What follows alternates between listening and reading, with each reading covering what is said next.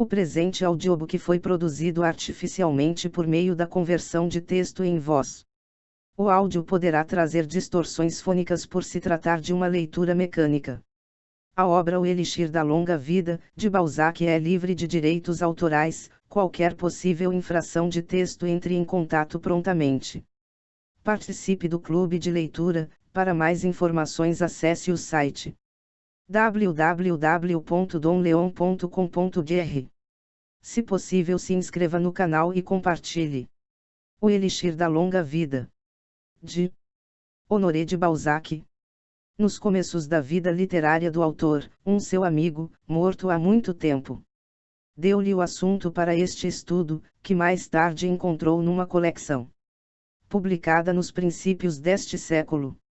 Segundo as suas conjecturas, tratasse de uma fantasia devida a um tal Hoffmann, de Berlim, publicada em algum almanaque alemão e esquecida pelos editores das suas obras. A comédia humana é suficientemente rica de imaginação para que o autor possa confessar um inocente plágio. Não se trata, portanto, de uma dessas brincadeiras à moda de 1850, em que todos os escritores inventavam atrocidades para regalo das meninas da época.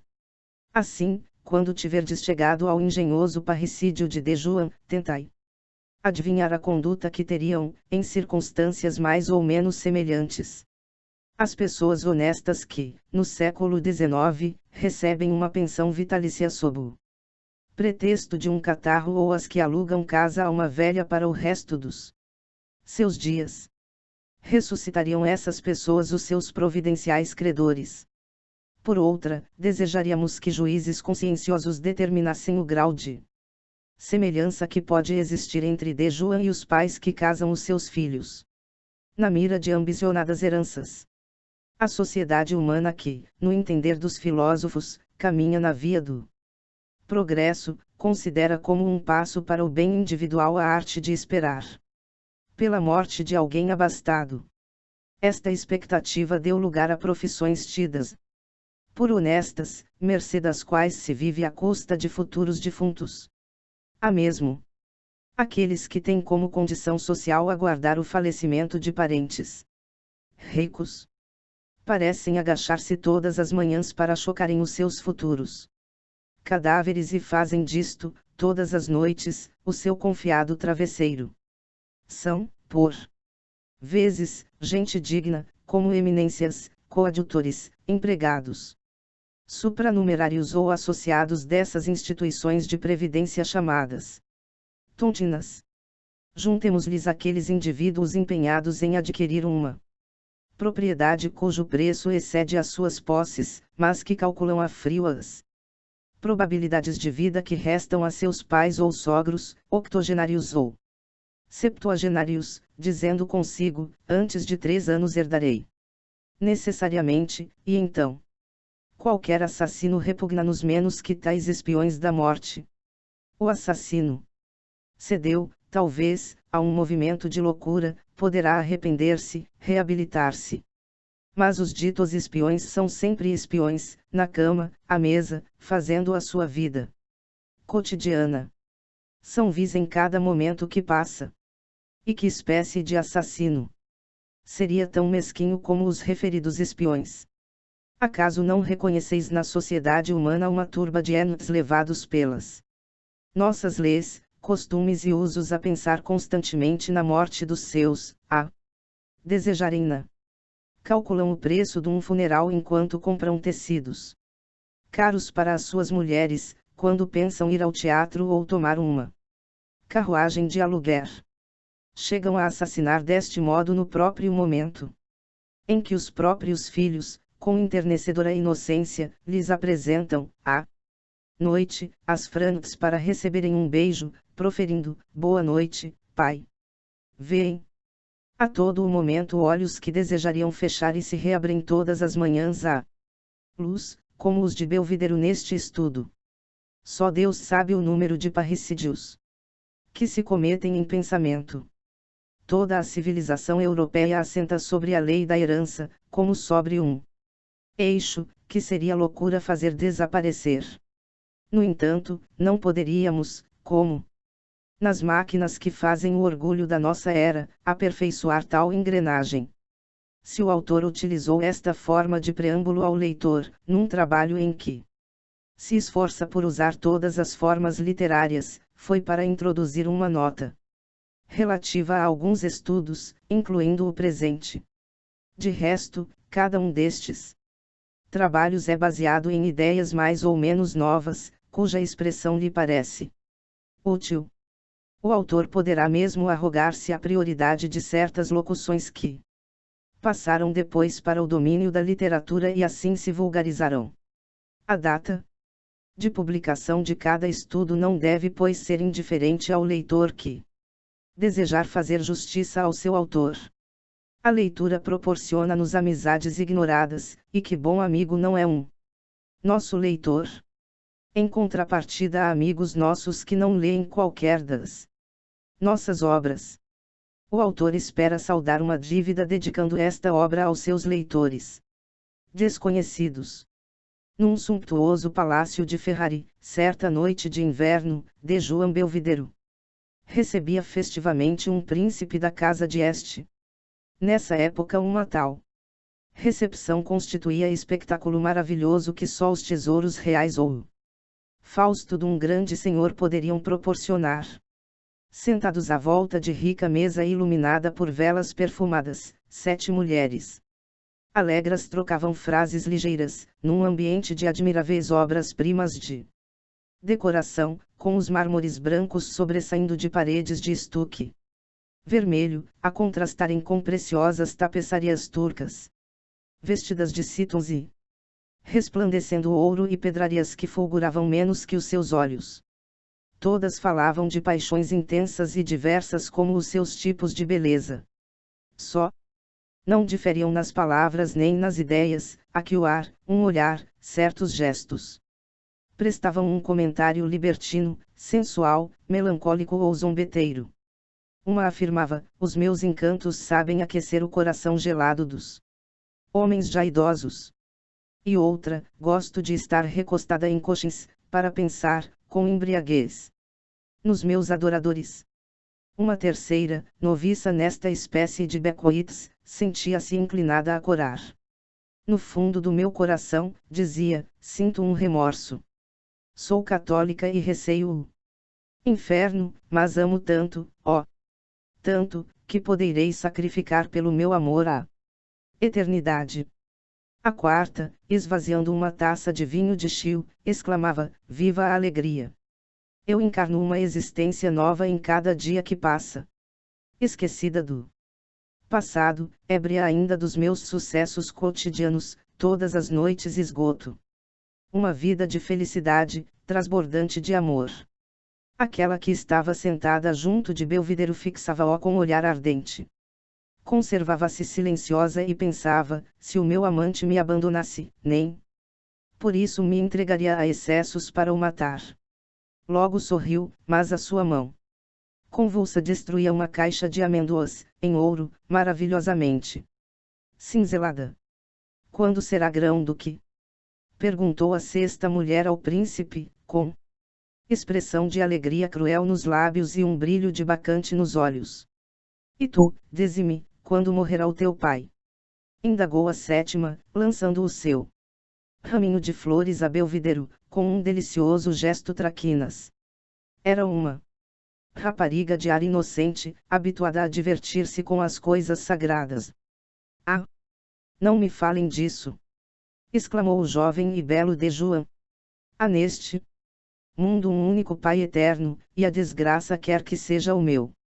As 7 cortesãs de Ferrari, os amigos de Belvidero e o próprio príncipe soltaram uma exclamação de horror. 200 anos depois, no tempo de Luís XV, as pessoas de bom tom ter-se-iam rido daquele dito de espírito. Mas, talvez que as almas conservassem ainda, no começo de um festim, a sua lucidez. Apesar do clarão das velas, do fremir das paixões, do aspecto dos versos de ouro e prata, dos vapers do álcool e da presença de encantadoras mulheres, subsistiria ainda no fundo dos corações um pouco do respeito pelos sentimentos humanos e as coisas divinas. Que luta até a orgia o afogar nas últimas gotas de um vinho espumoso. No entanto, já as flores se estiolavam, os olhos desumanizavam-se e a embriaguez chegava, segundo a expressão de Rabelais, à ponta dos pés. E neste momento de silêncio abriu-se uma porta e, como no banquete de Baltazar, o diabo surgiu sob a aparência de velho criado, de cabeça encanecida, o andar vacilante e as sobrancelhas contraídas. Fez a sua entrada com ar triste e com um olhar murchou as grinaldas, amorteceu o brilho das pratas douradas, o viço das pirâmides de frutos, o esplendor da festa, o vermelho dos rostos e acordos coxins amarfanhados pelos níveos braços das mulheres, lançou, enfim, a tristeza no estonteamento, proferindo em voz cava estas palavras sombrias: Senhor, vosso pai está a morrer. D. João ergueu-se lançando aos seus convidados um gesto que poderia traduzir-se por: desculpem-me, isto não sucede todos os dias. A morte de um pai não surpreende os jovens entre os esplendores da vida ou as loucas expansões de um festim. É tão brusca nos seus caprichos como uma bacante nos seus desdéns, embora, mais fiel do que estas, nunca iluda ninguém. No momento em que de João fechou a porta da sala do banquete e caminhou por uma extensa galeria, tão álgida como escura, esforçou-se por tomar uma atitude hipócrita porque, pensando na sua dignidade de filho, tinha posto de lado a alegria juntamente com o guardanapo. A noite estava lôbrega. O discreto serviçal que conduzia de João ao aposento paterno iluminava mal seu amo, de maneira que a morte, ajudada pelo frio, o silêncio e a obscuridade, pôde suscitar na sua alma, talvez por uma reação da embriaguez, algumas reflexões graves. Assim interrogou o seu passado e ficou cabisbaixo como um acusado caminhando para o tribunal. Bartolomeu Belvidero, pai de João, era um nonagenário que passara a maior parte da vida em grandes transações comerciais. Tendo percorrido as mais frequentes vezes as regiões enfeitiçadas do Oriente, adquirirá avultadas riquezas e, segundo dizia, conhecimentos mais preciosos que o ouro e os diamantes, a que já então nenhuma importância ligava. Prefiro um dente a um rubi e o poder ao saber, declarava sorrindo. Este excelente pai gostava de ouvir de João contar-lhe as estúrdias da juventude e dizia, com ar chocarreiro: meu querido filho, faz todas as asneiras que te possam divertir. Devia ser o único velho que sentia prazer diante de um jovem, pois iludia assim a sua velhice com a contemplação de uma vida tão radiosa como era a de João. Aos 60 anos Belvidero apaixonara-se por um anjo de beleza e de inocência. O filho fora o único fruto desse tardio e breve amor. Havia 15 anos que o velho chorava a morte da sua querida Joana. A numerosa criadagem e o filho atribuíam a esta dor os hábitos singulares que o ancião contraíra. Refugiado na área menos confortável do palácio, de onde raramente saía, o próprio de João não entrava ali sem a sua prévia autorização. Quando este estranho anacoreta passeava pelo palácio ou nas ruas de Ferrari, parecia procurar qualquer coisa que lhe faltava, caminhando abstracto, hesitante, meditabundo, como quem luta com uma ideia ou uma recordação. Enquanto o filho dava festas e o palácio ressoava com as expansões da sua alegria. Enquanto os cavalos escarvavam nas cocheiras ou os peigans discutiam jogando os dados pelas escadas, Bartolomeu Belvidero comia diariamente 7 onças de pão e só bebia água. Se consentia em servir-se de um prato de galinha era para dar os ossos a um cão de água preto, seu fiel companheiro. Não o incomodava o ruído. Quando doente, se o som de uma corneta ou o latido dos cães o estremunhavam, contentava-se em dizer: ah, é de João que volta.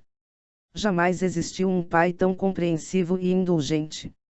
Por isso o jovem Belvidero, habituado a tratá-lo sem cerimônia, tinha todos os defeitos das pessoas amimadas, vivendo com seu pai como uma cortesã caprichosa com amante velho, conseguindo o perdão de qualquer impertinência com um sorriso, vendendo o seu bom humor e deixando-se amar. Reconstituindo no pensamento o quadro dos seus anos de mocidade, de João compreendeu que lhe seria difícil descobrir uma razão de queixa do autor dos seus dias. Agora, ao atravessar a galeria que o levava ao quarto de Bartolomeu moribundo, sentiu despertar um remorso no fundo do coração e inclinava-se a perdoar-lhe ter vivido tanto tempo. Nutria sentimentos de piedade filial, como um ladrão que preza a honestidade ante a possível posse de 1 milhão bem roubado. Em breve entrou nas desconfortáveis e enormes salas que compunham os aposentos do pai. Depois de experimentar os efeitos de uma atmosfera úmida, em que o cheiro a mofo se exalava das velhas tapeçarias e dos armários cobertos de pó, encontrou-se no quarto do velho, diante do seu leito nauseabundo, junto da lareira apagada. O candeeiro disposto sobre a mesa gótica projectava, a intervalos desiguais, manchas de luz mais ou menos intensas sobre o leito e mostrava o rosto do ancião sob aspectos que variavam. O frio entrava pelas frinchas das janelas mal fechadas e a neve, fustigando as vidraças, produzia um ruído surdo. Esta cena contrastava tão chocantemente com a que de João acabava de abandonar, que ele não pôde deixar de estremecer. Percorreu-o um arrepio quando, ao aproximar-se da cama, um clarão do candeeiro provocado por uma lufada do vento, iluminou a cabeça do velho. Tinha as feições descompostas e a pele, colada aos ossos, apresentava tons esverdeados, que a brancura da almofada tornava ainda mais horríveis. Contraída pela dor, a boca entreaberta e desdentada deixava escapar uns gemidos lúgubres, que pareciam prolongados pelos uivos da tempestade. Não obstante estes sinais de destruição, dimanava daquela cabeça uma força sem limites. Dir-se-ia um espírito superior em luta com a morte. Os olhos, encovados pela enfermidade, conservavam uma fixidez singular. Parecia que Bartolomeu procurava abater com o seu olhar um inimigo postado junto do leito. A sua mirada, fixa e gélida, tornava-se tanto mais terrível porquanto a cabeça se mantinha imóvel como os crânios lívidos que se vêem nas mesas de anatomia. O corpo, desenhado por inteiro pela cobertura da cama, denunciava a mesma fixidez nos membros. Tudo morrera nele menos os olhos. O ralo que se escapa da sua boca tinha qualquer coisa de mecânico. João procurou vencer um retraimento para se aproximar do moribundo. Ostentando ainda ao peito o raminho de flores oferecido pela cortesã, trazendo assim para junto da morte de seu pai os perfumes da festa e o cheiro do vinho. Divertias-te? Murmurou o velho ao deparar com ele. Nesse instante a voz pura, suave da cantora que deliciava os convivas, acompanhada pelos acordes de um violino, fez esquecer os uivos do temporal. Ressoando no quarto fúnebre. De João desejaria bem que não se tivesse feito ouvir ali tão crua afirmativa à pergunta do moribundo. Este prosseguiu. Não te quero mal por isso, meu filho. Tais palavras, repassadas de doçura, feriram de João que, no íntimo não perdoou essa pungente bondade paternal. Que remorso, pai! Suspirou hipocritamente. Pobre Joanino, insistiu o moribundo com voz lúgubre. Fui sempre tão indulgente para ti que não poderás desejar a minha morte. Oh! Exclamou de João, se fosse possível restituir-lhe a vida, daria para isso uma parte da minha. Estas coisas podem sempre dizer-se, pensou discretamente. Parece que estou a prometer o mundo à minha amante. Mal tinha completado este pensamento, o cão ladrou. Aquele ladrido cheio de perspicácia fez estremecer de João. Afigurou-se-lhe ter sido compreendido. pelo animal. Sabia muito bem, meu filho, que podia contar contigo, continuou Bartolomeu. Viverei, pois, e ficarás satisfeito. Viverei, mas sem roubar um só dos dias que te pertencem. Já delira, comentou para si o filho. Depois acrescentou, em voz alta: sim, querido pai, viverá pelo menos tanto como eu, porque a sua imagem nunca se apagará no meu coração. Não se trata dessa espécie de vida, replicou o velho, reunindo as poucas forças para se erguer um pouco, pois sentia-se abalado por uma dessas suspeitas que só despertam sob o travesseiro dos agonizantes. Escuta, Joanin, prosseguiu, enfraquecido por aquele último esforço, desejo tanto morrer como tu privares-te de amantes, de vinho, de cavalos, de cães. Enfim, de dinheiro. Assim o creio, conjecturou ainda de Joan, ajoelhando à cabeceira do leito e beijando uma das mãos daquele quase cadáver. Pai, querido pai, disse, temos de nos submeter à vontade de Deus. Deus, sou eu. Resmungou o velho. Não blasfeme. Suplicou o jovem, deparando no pai com uma expressão de ameaça. Tenha cuidado, porque recebeu já a extrema-unção, e eu nunca me resignaria vendo-o morrer em pecado. Queres ou não escutar-me? Vociferou o agonizante, rangendo os maxilares. João calou-se.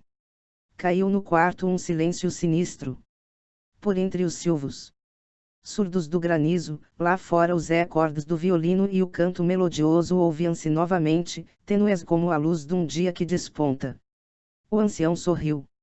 Agradeço-te teres convidado cantoras e músicos. À festa, mulheres jovens e belas, brancas e de cabelos negros, os melhores prazeres da vida. Dize-lhes que fiquem, porque eu vou renascer. É já o auge do delírio, pensou o filho, quando Bartolomeu lhe disse de súbito. Descobri o meio de ressuscitar. Olha, procura na gaveta da mesa, poderás abri-la carregando no botão que está oculto pelo entalhe que figura um grifo. Pronto, meu pai. Bem. Tira de lá o frasquinho de cristal. Está aqui. Gastei 20 anos. Ia o moribundo a contar, mas sentiu que o seu fim chegava e esforçou-se por acrescentar. Logo que eu tenha soltado o último suspiro, fricciona-me todo o corpo com esse líquido, e eu ressuscitarei. Há muito pouco, notou de Joan. Entretanto, Bartolomeu, se já não podia falar, tinha ainda a faculdade de ouvir e ver. As palavras do filho fizeram-lhe voltar a cabeça num movimento brusco.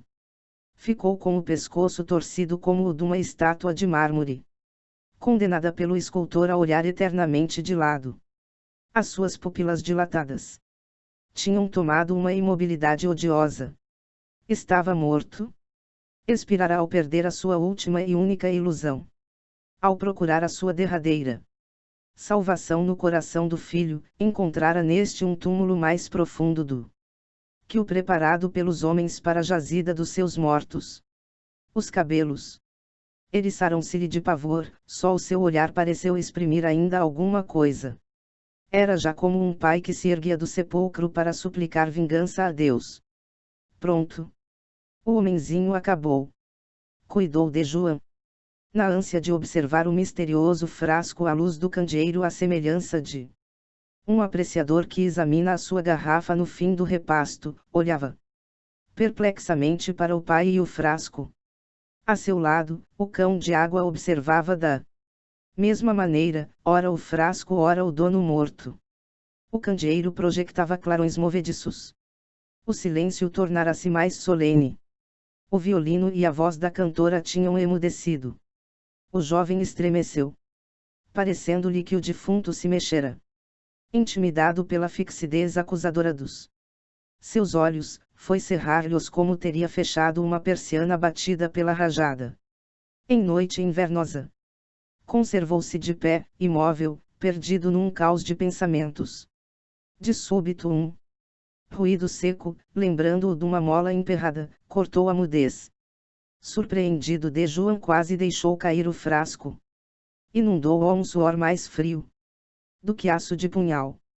O galo de madeira pintada do relógio familiar surgiu e cantou 3 vezes.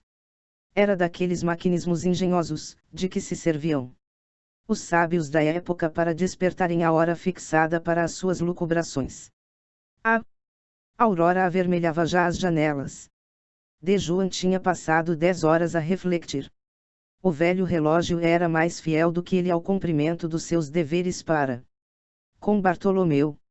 Aquele mecanismo compunha-se de corda, alavanca e rodas dentadas, enquanto ele tinha o músculo peculiar aos homens, que se chama coração. Para não se arriscar a perder o precioso líquido, de Joan voltou a guardá-lo, cepticamente, na gaveta da mesinha gótica. Nesse instante ouviu, nas galerias do palácio, um tumulto confuso. Eram vozes indistintas, risos abafados, todo o rumor de um grupo alegre procurando conter-se. Finalmente, a porta abriu-se e o príncipe, com os restantes convidados aparecerem com a desordem estonteada dos dançarinos surpreendidos pela claridade da manhã. Quando o sol luta ainda com a pálida chama das velas, vinham para dar ao jovem herdeiro as condolências da etiqueta. Terá o nosso de Joan tomado a peito esta morte? Perguntou o príncipe ao ouvido da Brambila. Talvez, respondeu ela, porque o pai era um homem extremamente bondoso. As meditações nocturnas de Joan tinham-lhe gravado no rosto uma tal expressão que o grupo se sentiu perplexo. Os homens permaneceram hirtos. As mulheres, com os lábios ressequidos pelo álcool, as faces maceradas pelos beijos, ajoelharam e rezaram.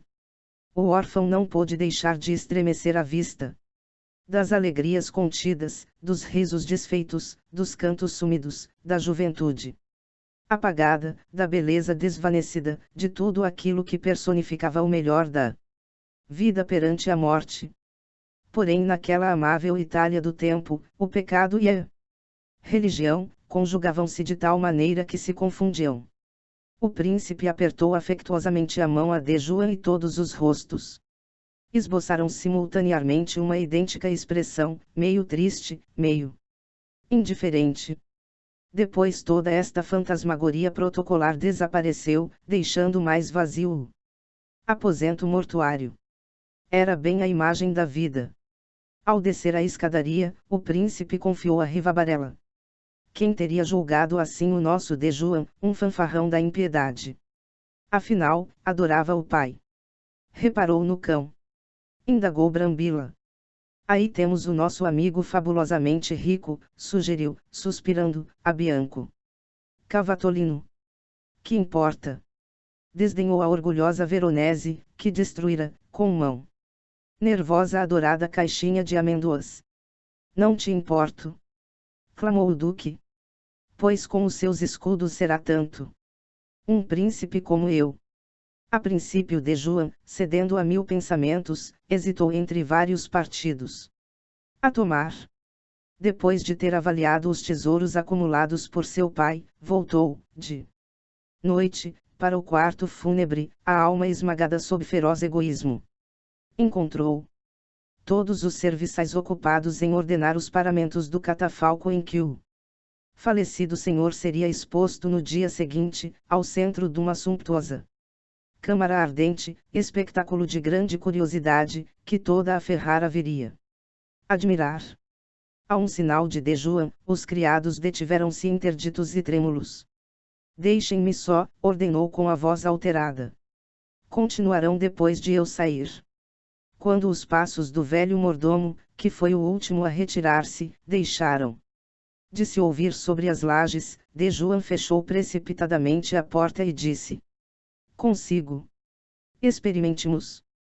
O corpo de Bartolomeu fora deitado sobre uma longa mesa. Para ocultarem um odioso espetáculo de um cadáver a que extrema decrepitude e magreza davam o aspecto de simples esqueleto, os embalsamadores tinham envolvido num lençol todo o corpo, excepto a cabeça. Esta espécie de múmia jazia nu meio da dependência, com o sudário a desenhar-lhe vagamente as formar esguias e agudas. No rosto já apareciam largas manchas violáceas, que indicavam a necessidade de se apressar o embalsamamento. Apesar de escudado pelo seu ceticismo, De Juan hesitou em desrolhar o frasquinho de cristal. Tremia tanto quando se aproximou da cabeça do defunto que se sentiu constrangido a aguardar um momento. Porém, este jovem, bem cedo corrompido completamente pelos costumes de uma corte dissoluta, foi encorajado por uma ideia digna do famoso Duque de Elgin, ao mesmo tempo que era aguilhoado pela curiosidade. Dir-se-ia que o próprio diabo lhe segredava estas palavras, que lhe ecoavam no coração, umedece um dos olhos. Pegou num pano e, depois de o embeber avaramente no precioso líquido, passou-o de leve sobre a pálpebra direita do cadáver. O olho abriu-se. Ah! Exclamou De Juan, enclavinhando os dedos no frasco, tal como apertamos, em sonhos, a haste de que nos suspendemos num precipício.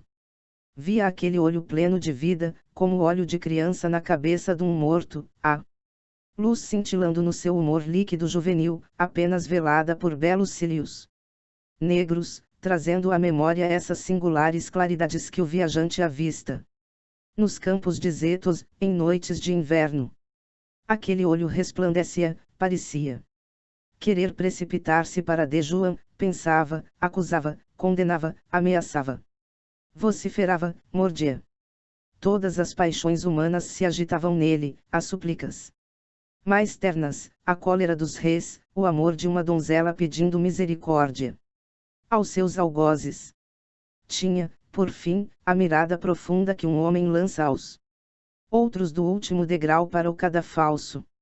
Havia tanta vivacidade naquele fragmento de vida que De Juan recuou, apavorado.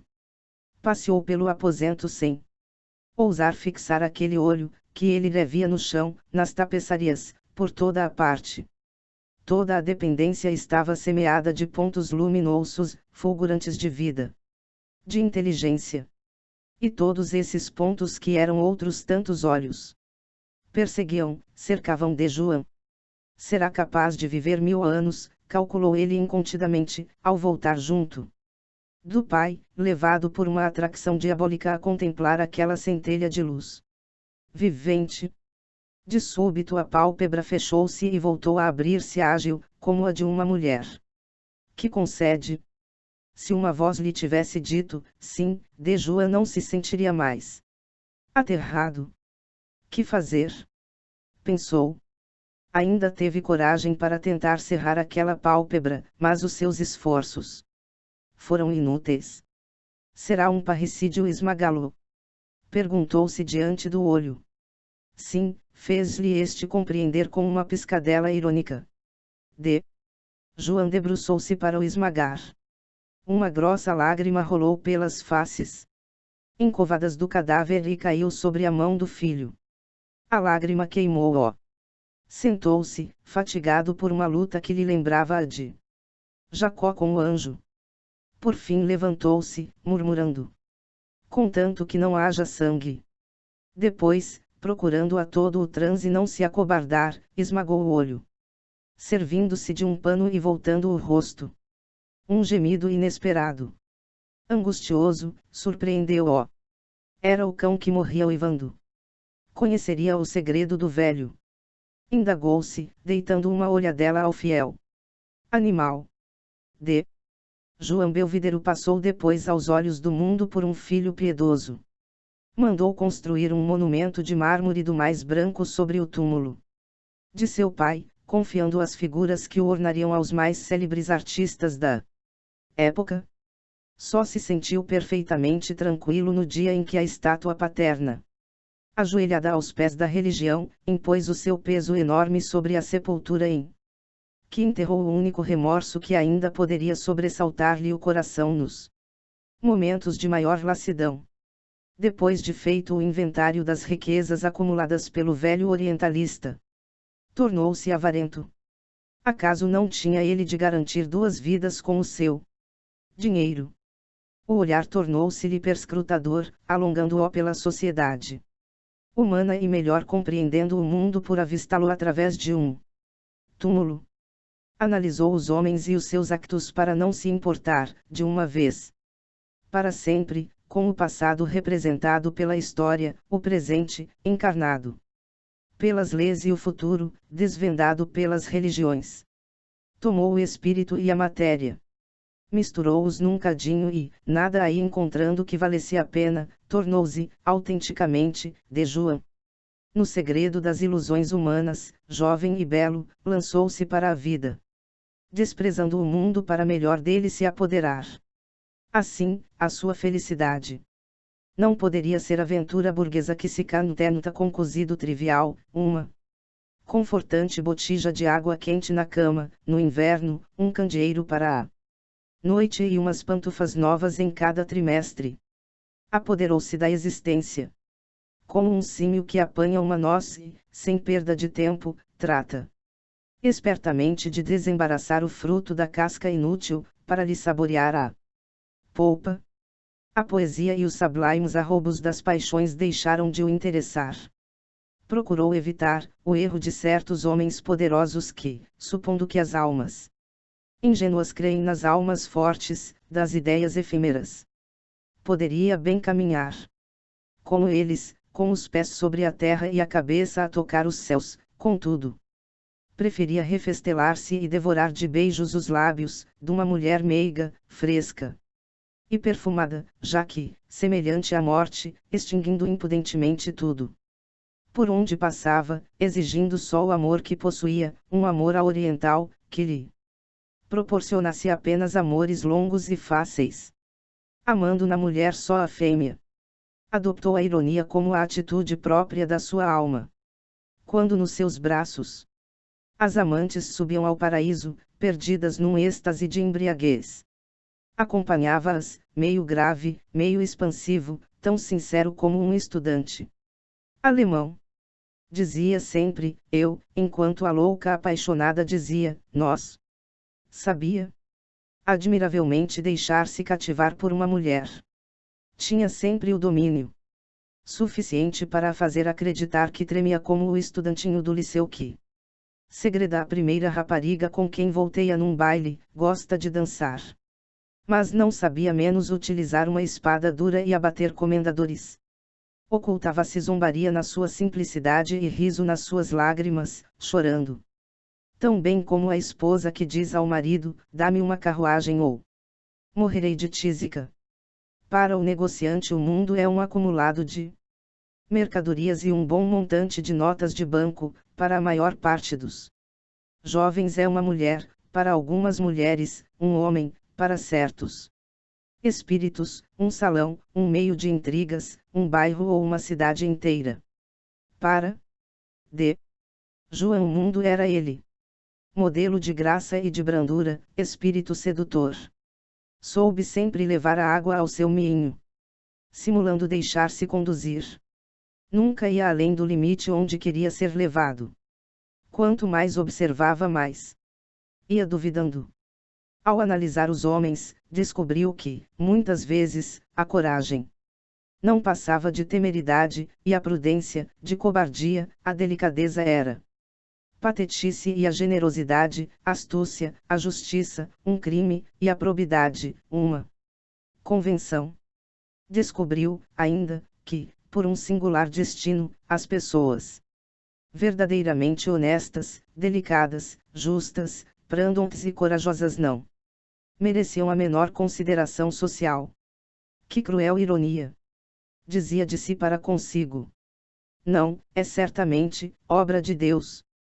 Então, renunciando a um mundo melhor, nunca mais se descobriu ao ouvir pronunciar nomes sagrados e considerou as imagens das igrejas como simples obras de arte.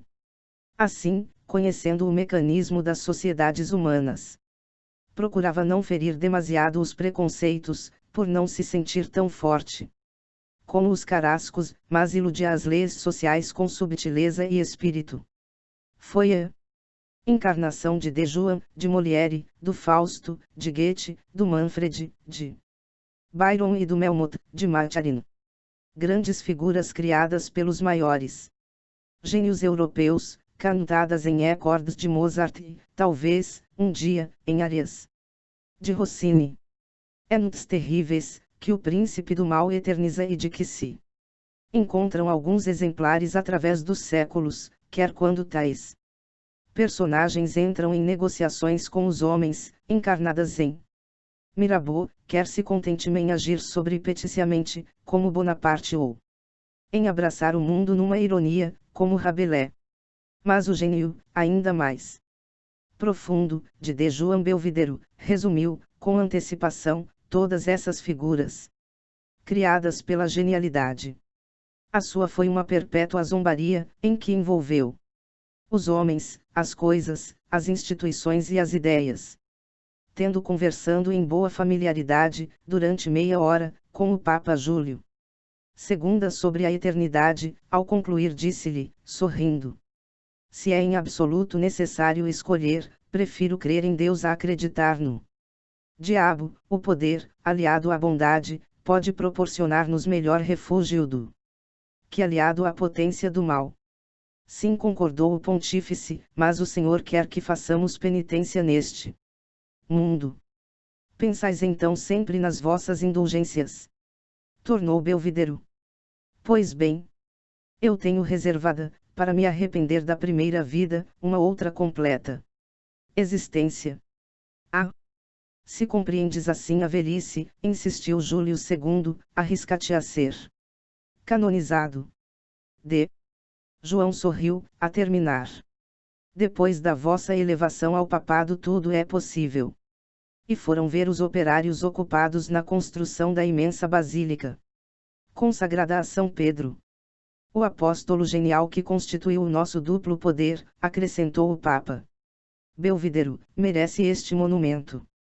Mas, por vezes, durante a noite, penso que um novo dilúvio apagará tudo isto e será forçoso recomeçar. D.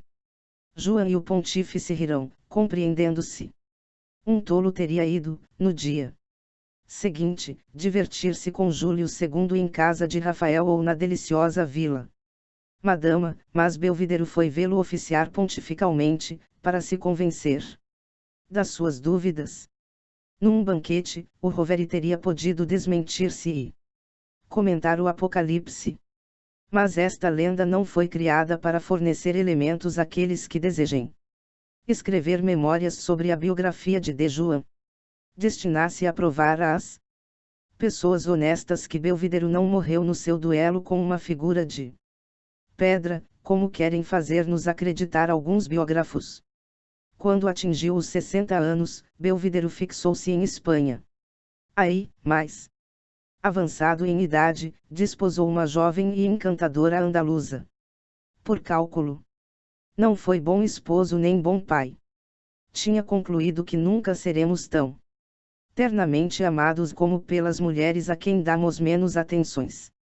Dona Elvira, santamente criada por uma velha tia, nos confins da Andaluzia, a algumas léguas de Sanlúcar, era toda dedicação e graça. João pressentiu que seria mulher para lutar durante muito tempo contra uma paixão antes de lhe ceder. Assim esperou poder conservá-la virtuosa até a sua morte. Foi um divertimento arriscado, uma como que partida de xadrez que reservou para jogar quando já fosse velho.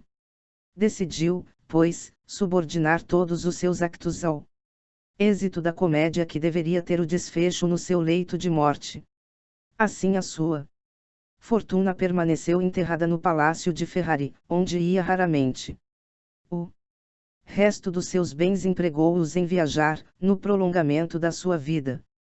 Artimanha esta que deveria ter ocorrido também a seu pai. Porém, tal astúcia não foi para ele de grande proveito. O moço Felipe Belvidero, seu filho, saiu-lhe um espanhol tão conscienciosamente religioso quanto o pai era ímpio. Isto, talvez, em obediência ao provérbio, pai avarento, filho pródigo. O abade de Sanlúcar foi escolhido para diretor espiritual da duquesa de Belvidero e de Felipe.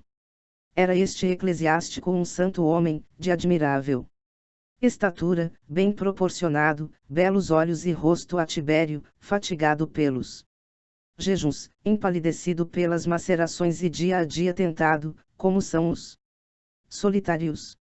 O já então idoso de João esperava talvez poder ainda matar um anacoreta antes de terminar o primeiro prazo da sua vida.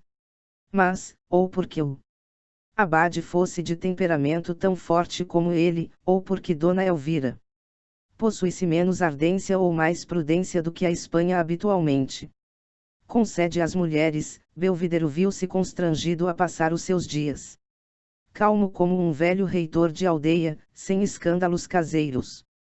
Por vezes, sentia prazer em apanhar a mulher ou o filho em falta para com os seus deveres religiosos e ordenava-lhes imperiosamente que cumprissem as suas obrigações de fiéis da Santa Sé Apostólica. Finalmente, raro era tão feliz como quando ouvia o afável cura de Sanlúcar, Dona Elvira e Felipe entretidos em discutir um caso de consciência. Entretanto, apesar dos cuidados extremos que dedicava à sua pessoa, os dias da sua decrepitude chegaram, e, com os achaques da idade, vieram as imprecações da impotência, tanto mais desesperadora quanto mais vivas eram as recordações da sua ardente juventude e de sua voluptuosa maturidade. Aquele homem para quem o maior divertimento era obrigar os outros a acreditarem nas leis e nos princípios de que desdenhava, adormecia à noite atormentado por um talvez modelo de bom tom, aquele duque, ousado numa orgia, soberbo mas cortês, espirituoso junto das mulheres, a quem vergava pelo coração como um camponil verga uma haste de vime. Enfim, aquele homem de gênio tinha um defluxo renitente, uma ciática arreliadora, uma gota feroz. Via os dentes irem-se-lhe. Como, ao fim de uma festa nocturna, as mulheres mais brancas e melhor vestidas se retiraram, uma a uma, abandonando a sala deserta e desguarnecida. Depois, as suas mãos afoitas tremerão, as pernas esbeltas vacilarão e, uma noite, a apoplexia apertou-lhe a garganta com as suas mãos aduncas e gélidas. Tornou-se, desde então, quisilento, áspero.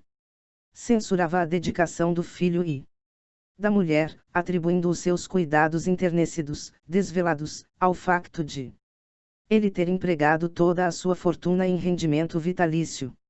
Elvira e Felipe choravam lágrimas amargas e redobravam de carícias para com o maldoso velho, que, em voz enfraquecida, que procurava tornar afectuosa, dizia: meus amigos, minha querida esposa, perdoa-me, não é verdade? Atormento-vos um pouco. Ah, meu Deus! Por que te serves de mim para pôr à prova estas santas criaturas? Eu, que devia ser a sua alegria, não passo do seu martírio. Assim os acorrentava à cabeceira do seu leito, fazendo-lhes esquecer meses de rezinga e de crueldade, naquela hora em que lhes desvendava os inesperados tesouros da sua espirituosidade e da sua falsa ternura. Este seu modo paternal resultou infinitamente melhor do que o outro usado por seu pai. Por fim, o seu estado agravou-se de tal maneira que, para o meterem na cama, era necessária uma manobra tal como a de meter uma embarcação num canal perigoso. Chegou o dia da morte. Tão brilhante e cética personagem, em quem só a inteligência parecia escapar à mais terrível de todas as destruições, viu-se entre um médico e um confessor, as suas maiores antipatias. Mas mostrou-se jovial. Para ele não existia qualquer luz cintilando para além da cortina que ocultava o futuro. Sobre essa tela, opaca para os outros e diáfana para ele, as belas arrebatadoras delícias da mocidade moviam-se como sombras. Foi numa bela noite de verão que de João sentiu que a morte se aproximava. O céu de Espanha tinha uma admirável pureza, as laranjeiras perfumavam o espaço, as estrelas irradiavam uma viva claridade. A natureza parecia oferecer-lhe provas irrefutáveis da sua próxima ressurreição. Um filho carinhoso, dedicado, contemplava-o com amor e respeito. Cerca das 11 horas desejou ficar só com tão cândida criatura. Felipe, disse-lhe com voz de um afeto e uma ternura tais que o moço estremeceu, chorou de felicidade ao ouvir o pai pronunciar assim o seu nome. Escuta, meu filho, continuou o moribundo. Sou um grande pecador. Por isto, toda a vida pensei na morte. Outrora fui amigo do grande Papa Júlio II. Esse ilustre pontífice receou que os meus excessos me levassem a cometer qualquer pecado mortal entre o meu último suspiro e o momento em que me ministrassem os santos óleos. Para que assim não sucedesse, fez-me presente de um frasco contendo água santa que, noutros tempos, jorrava dos rochedos do deserto. Guardei segredo sobre esta concessão da Igreja, mas fui autorizado pelo dito Papa a, in extremis, revelar tudo a meu filho. Encontrarás esse frasco na gaveta da mesa gótica, que nunca deixei afastar da minha cabeceira. O frasquinho também te poderá ser útil, querido Felipe. Jura-me, pois, pela tua salvação, que executarás pontualmente as minhas determinações. Felipe fitou o pai.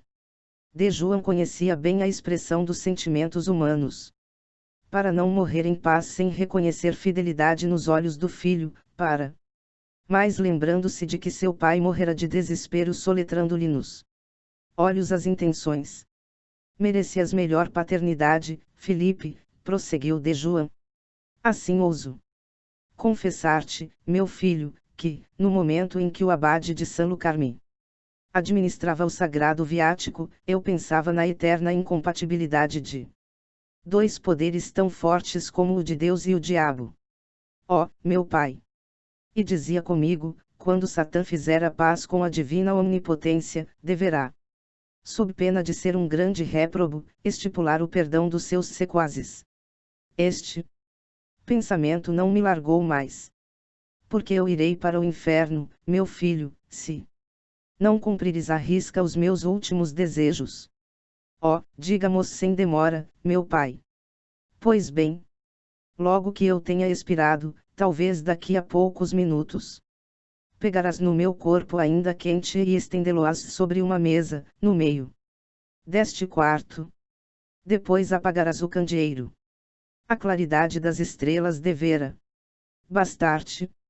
Então despes-me e, enquanto fores rezando Padre Nossos e Ave-Marias, elevando a tua alma a Deus, terás o cuidado de umedecer, com essa água miraculosa, os meus olhos, os lábios, toda a cabeça, em primeiro lugar e, em seguida, sucessivamente, os membros e o tronco. Entretanto, filho, toma bem nota de que o poder de Deus é tão grande que não deverás estranhar coisa alguma. Nesta altura, de João, que sentia a morte chegar, acrescentou com voz temível: segura bem o frasco. Depois expirou suavemente nos braços do filho, que vertia copiosas lágrimas naquelas faces irônicas e lívidas. Era cerca de meia-noite quando de Felipe Belvidero colocou o cadáver sobre a mesa, beijou-lhe a fronte e os cabelos encanecidos e apagou o candeeiro. A claridade suave do luar que iluminava o campo com revérberos caprichosos mal permitiu ao piedoso mancebo distinguir o corpo do pai, como uma alongada mancha branca no seio da sombra. Embebeu um pano no líquido e, recolhido em oração, ungiu a cabeça do querido defunto, em profundo silêncio. Ouvia indistintos rumores, mas atribuía-os ao cicio da brisa na copa das árvores. Mal acabava de molhar o braço direito do morto quando lhe pareceu que outro braço veio apertar-lhe tenazmente o pescoço. Sentindo-se estrangulado, soltou um grito dilacerante e deixou cair o frasco, que se quebrou. Os criados acorreram trazendo luzes. O grito tinha-os aterrado como se a trombeta do juízo final tivesse abalado os ecos do mundo. Num momento, o quarto encheu-se de gente. A criadagem, trêmula, encontrou de Felipe. desmaiado mas seguro pelo braço forte de seu pai, que o estrangulava. Depois, caso sobrenatural, os circunstantes depararam com a cabeça de João tão jovem e bela como a de Antinous, uma cabeça de cabelos negros, olhos brilhantes, boca vermelha, e que se agitava horrivelmente sem poder mover o corpo esquelético a que pertencia. Um velho serviçal gritou: milagre! E todos aqueles espanhóis repetirão, em uníssono: milagre! Suficientemente religiosa para não se fiar nos mistérios da magia, Dona Elvira mandou chamar o abade de Sanlúcar. O pároco, assim que pôde constatar o milagre, pensou logo aproveitar-se do extraordinário facto, como homem esperto e abade que só desejava aumentar os rendimentos da freguesia, declarando imediatamente que de João seria canonizado, infalivelmente. Marcou a cerimônia para a Epifania para o seu convento, que daí em diante declarou São João de Lucar.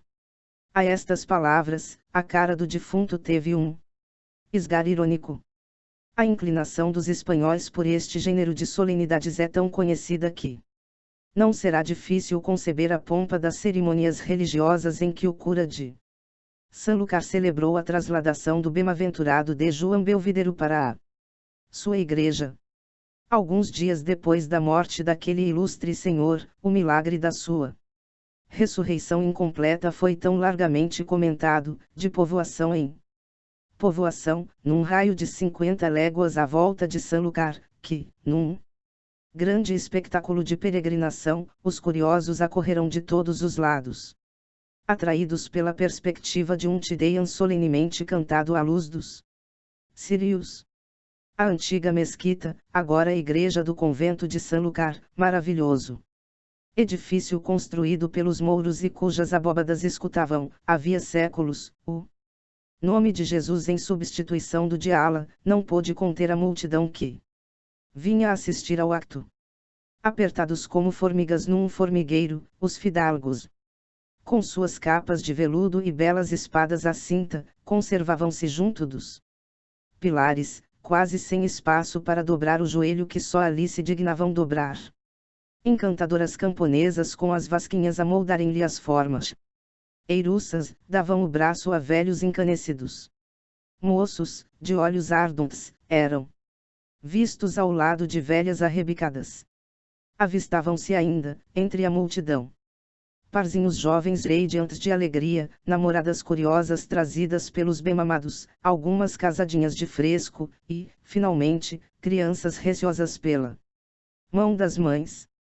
Toda aquela gente estabelecia flagrantes contrastes, carregada de flores, colorida, despertando um surdo rumor na quietação da noite. As grandes portas da igreja descerraram-se. Os que haviam chegado tarde mas ficaram no adro, assistindo de longe, pelos portais escancarados, a um espetáculo de que as reduzidas cenas das óperas modernas nunca poderão dar uma pálida ideia.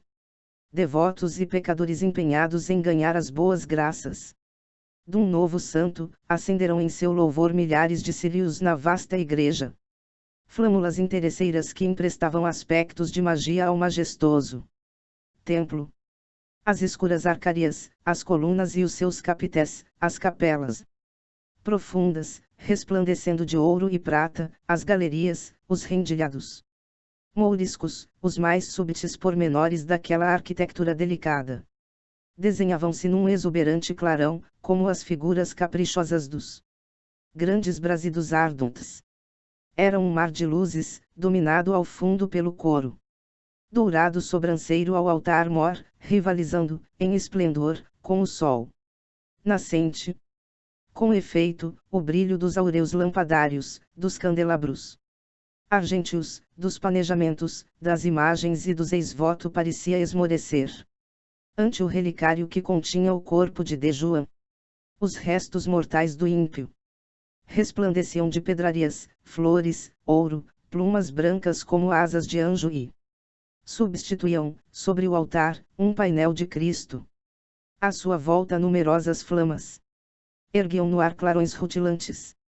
O bom abade de Sanlúcar, com paramentos pontificais, a mitra ornada de pedras preciosas, de sobrepeliz e báculo de ouro, sentava-se, como monarca, num cadeirão de luxo imperial, no meio do seu cabido, composto de impassíveis anciãos encanecidos, vestidos de ervas e que o rodeavam, como as santas figuras que os pintores agrupam, nos seus painéis, à volta do Eterno.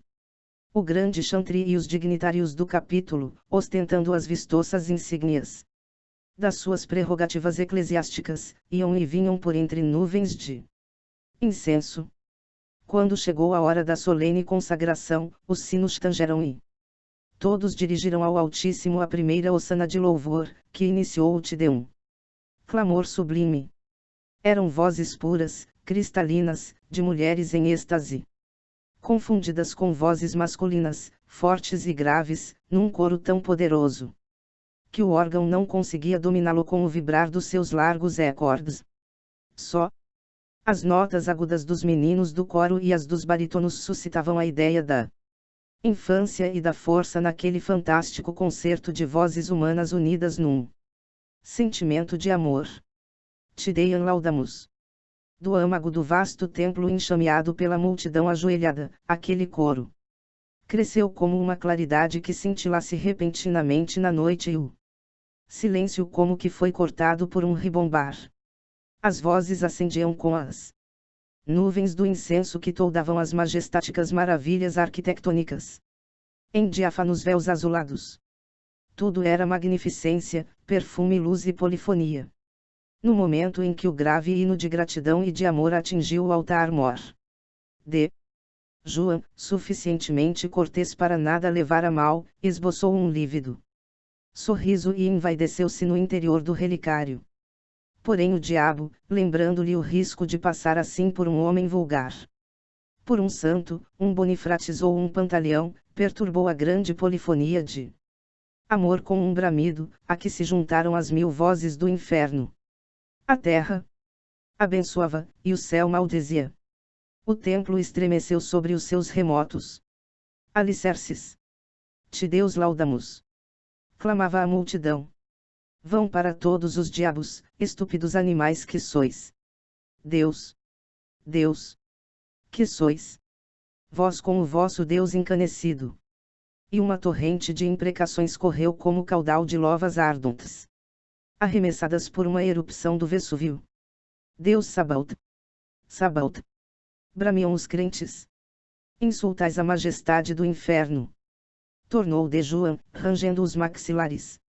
Momentos depois o seu braço ressuscitado, saindo do relicário, ameaçou a turba com um gesto de desespero e de ironia. O santo abençoa-nos! Gritaram as velhas, as crianças e as noivas. Credulamente. Desta maneira somos muitas vezes iludidos nas nossas crenças. Mas o homem superior ri-se dos que o louvam e louva, muitas vezes, aqueles de quem se ri. No seu íntimo. No momento em que o pároco, prosternado ante o altar, entoava, Sancti Ioannis, ora pro nobis. Ouviu distintamente a palavra, imbecil. Que se passa ali? Exclamou o coadjutor ao ver o relicário mover-se. O santo antes parece o diabo, retorquiu o prior. Nesse instante a cabeça vivente de João separou-se violentamente do seu corpo inerte e foi cair sobre a cabeça do esbelto e jovem oficiante. Lembra-te de Elvira! Gritou aquela cabeça mordendo o abade. Este deixou escapar um grito de dor, que interrompeu a solene cerimônia. Todos os padres acudiram e rodearam o seu superior hierárquico. Pateta! Dais agora que existe um Deus! Rugiu ainda a voz infernal, quando o abade, atingido no crânio pela mordedura, expirava. Paris, outubro de 1830. O presente audiobook foi produzido artificialmente por meio da conversão de texto em voz. O áudio poderá trazer distorções fônicas por se tratar de uma leitura mecânica. A obra O Elixir da Longa Vida, de Balzac é livre de direitos autorais. Qualquer possível infração de texto entre em contato prontamente. Participe do clube de leitura. Para mais informações acesse o site www.domleon.com.br. Se possível, se inscreva no canal e compartilhe.